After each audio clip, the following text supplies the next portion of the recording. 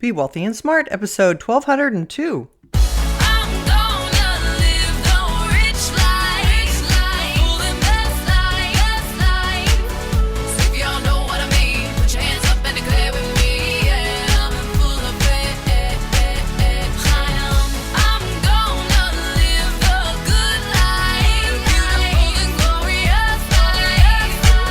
Step into a world of wealth and financial freedom without budgets, boredom, or bosses on Be Wealthy and Smart. And now, here's your host, Linda P. Jones. Welcome to Be Wealthy and Smart. I'm Linda P. Jones, America's Wealth Mentor, empowering women and men worldwide to financial freedom.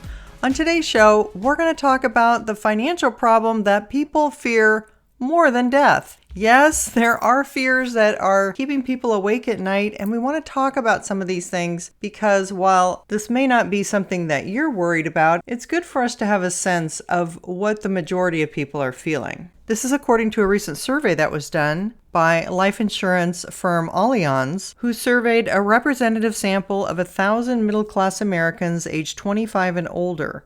Those surveyed either had $150,000 or more of investable assets or income of $50,000 a year if single, and $75,000 a year if married. What was the finding? That 61% are more afraid of running out of money in their old age than they are of dying. 61% are more afraid of running out of money in their old age than they are of dying. The first thing that we want to talk about is the fact that your mindset is everything. And if this is the fear that's occupying your mind, you're pointing yourself in that direction.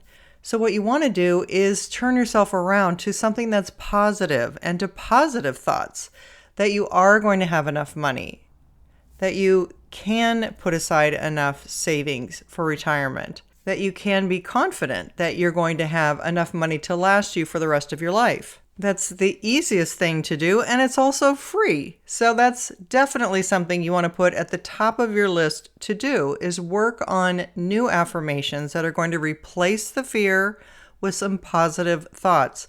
Because whatever you believe with certainty is what you're causing to happen. Now, in the U.S., we do have Social Security, and although that doesn't cover all the expenses for people in old age, it does cover part of the expenses for people in old age. So there is income guaranteed to some degree if you've worked during your life and contributed into the Social Security program. You're going to be getting that income back when you apply to receive it, whether that's at age 62 or 65 or 67 or 70. And the longer you can wait to apply for Social Security, the higher that your income is going to be, and that income rises over time with cost of living adjustments based on inflation. And again, I'm telling you that not because it's a perfect system, it's far from that. And the inflation adjustments are usually not even keeping up with real inflation numbers. But the reason I'm mentioning it is just to let you know there is somewhat of a safety net. So you do have some income coming in if you've contributed into the system that you have to look forward to getting back that will be paid to you over your lifetime. And maybe there's fear that Social Security won't be there and won't be lasting through your lifetime, and there's some truth to that as well. But that's a topic for another day, and hopefully you can do a good job doing some saving and investing on your own so that you won't have to rely just on the government. You will be able to have other sources of income, whether that's through your own investments, whether that's renting out a room in your house, or making your home an Airbnb, or figuring out a side hustle, or other ways that you can get additional sums of money. A wise friend of mine once said, "You don't have an income problem, you have a mindset problem." And that's really true. It all begins with how you think and what you believe. And that's why I really want you to work on your mindset first. Now, according to this article, the people that are getting hit the hardest are Generation X, which might be called the forgotten generation or the overlooked generation because they're sandwiched between the high-profile baby boomers and the millennials. Generation Xers are those born between the mid-60s and the late 70s, and they have the lowest overall financial confidence among the three generations, according to Allianz. They say that's not all that surprising because they had three major crises in the first 20 years of their working lives: the recessions of the early 1990s, the crash of 2000 to 2003, and the global financial crisis of 2007 to 2009. Now they're the generation on deck for retirement, and the oldest are turning 59 this year. The youngest are entering their mid-40s, and about 25% tell Allianz they still have time to save, which is down from 43% who said they still had time to save just 2 years ago. Across all generations in this survey, 40% told Allianz that they didn't have a retirement plan, and 56% said they don't know where to start planning beyond having basic accounts like a 401k and an IRA.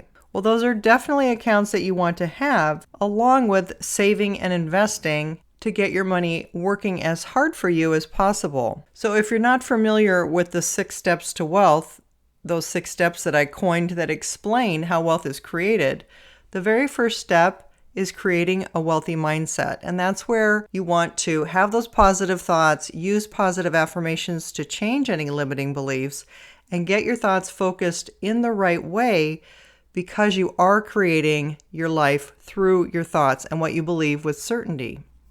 The second step is to save a nest egg. That's putting money aside, trying to pay off debt, get a little bit of a savings account started.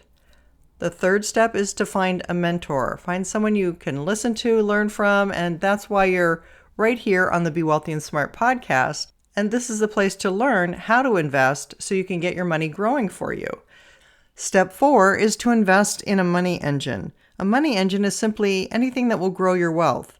It can be real estate, it can be stocks, it can be precious metals or crypto, anything that's going to grow and compound your money. Step 5 is compound at a high rate. The higher rate you can compound your money, the faster you'll grow your wealth. We all know that money sitting in a savings account compounds very slowly, roughly about 3% a year right now. But money invested in the stock market compounds over 3 times as much, on average about 10% year in and year out in the S&P 500 index. And finally, step 6 is protect your wealth. Once you've created wealth, you want to retain the wealth and not lose it. And those are right out of my book, You're Already a Wealth Heiress, Now Think and Act Like One, 6 Practical Steps to Make It a Reality Now.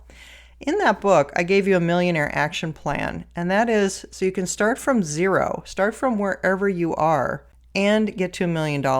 And it gives you a step-by-step program to be able to do that. So if that's something that might ease your worries, if you are one of these people who's worrying about not having enough money at the end of your life, I definitely believe you should read You're Already a Wealth Heiress. It's a good book that's going to help you step by step get through the basics and get you moving in the right direction. I didn't mean for this to be an ad for my book, but I do think that this is a serious issue if 61% of people surveyed are more worried about running out of money than they are about their own death. And the least I can do is provide you a solution if that's how you're feeling. Besides that, you always have my Wealth Mentoring library of podcasts for free on my website at lindapjones.com/podcasts.